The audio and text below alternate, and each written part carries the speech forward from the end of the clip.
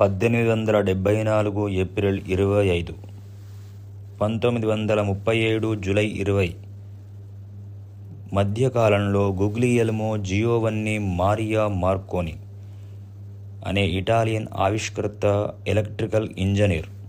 అతను సుదూర ప్రాంతాలకు రేడియో ప్రసారాలు పంపుటకు రేడియో టెలిగ్రాఫ్ వ్యవస్థను అభివృద్ధి చేయుటలో పితామహుడుగా గుర్తింపు పొందాడు. అతను రేడియో యొక్క ఆవిష్కర్త.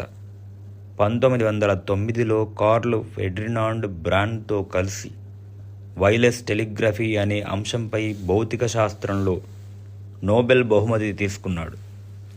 1897లో బ్రిటన్లో వైర్లెస్ టెలిగ్రాఫ్ సిగ్నల్ కంపెనీకి వ్యవస్థాపకునిగా ఉన్నాడు.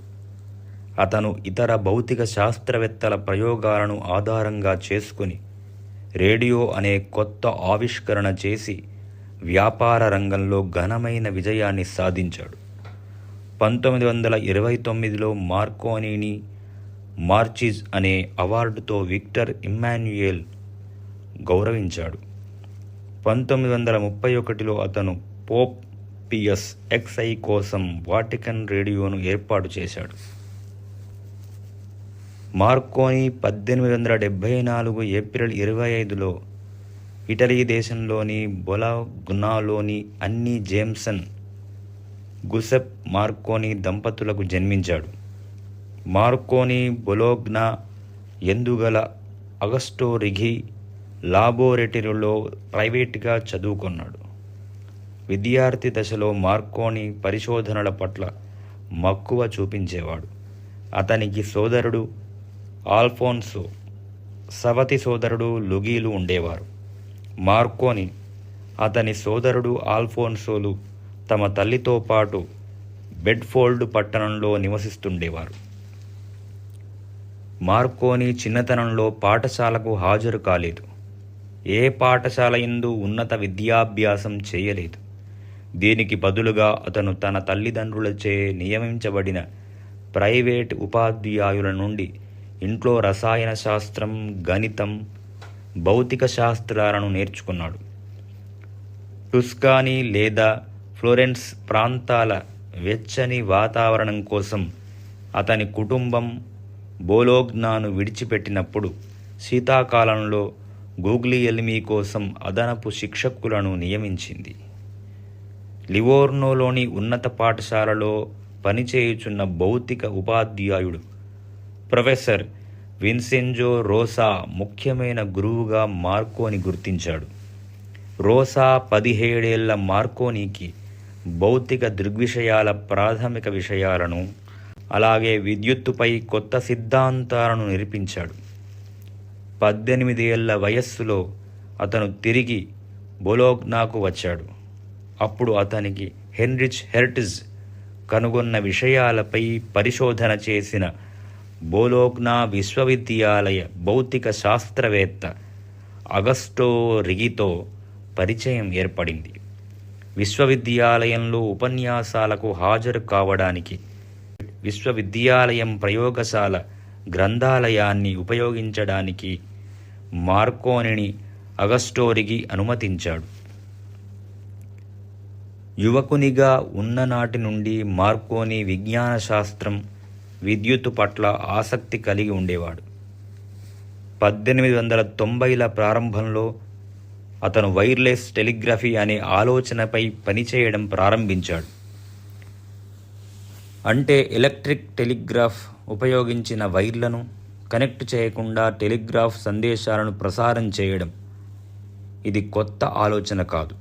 అనేక మంది పరిశోధకులు, ఆవిష్కర్తలు వైర్లెస్ టెలిగ్రాఫ్ టెక్నాలజీలను, విద్యుత్ ప్రసరణ, విద్యుత్ అయస్కాంత ప్రేరణ, ఆప్టికల్ సిగ్నలింగ్ ఉపయోగించి 50 సంవత్సరాలుగా కొత్త వ్యవస్థల కోసం అన్వేషిస్తున్నారు. కానీ ఎవరూ సాంకేతికంగా, వాణిజ్యపరంగా విజయవంతం కాలేదు.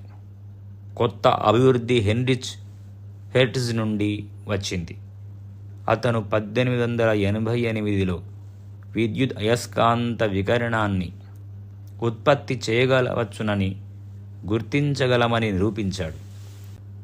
అతను విద్యుత్ అయస్కాంత వికిరణాలపై పరిశోధనలు చేసి ప్రస్తుతం ఉన్న రేడియో తరంగాలు, అంటే అప్పట్లో వాటిని హెర్ట్జియన్ తరంగాలు అని పిలిచేవారు,